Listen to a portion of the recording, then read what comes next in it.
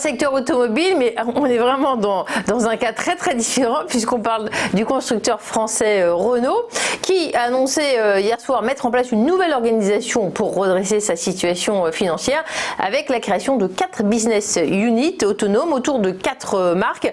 On rappelle que Renault a publié une perte record de plus de 7 milliards d'euros au premier semestre. Alors, le nouveau directeur général, écoutez, il fait ce qu'il peut. Il est arrivé en juillet, Luca Di Meo, et c'est parti pour une nouvelle organisation en marque, et non plus par zone géographique.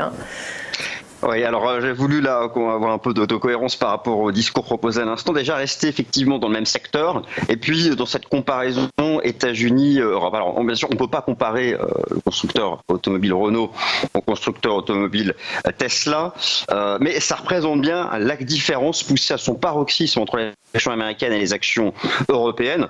Renault doit capitaliser autour des 10 milliards d'euros de mémoire. Au Tesla, on a vu que c'était plus de 400 milliards de dollars. Donc ces actions européennes, le secteur automobile, il est carrément délaissé par rapport au secteur automobilier, mais j'ai observé en août des éléments intéressants. Les valeurs automobiles européennes ont eu des séquences de surperformance par rapport à ces indices européens qui sont en orange.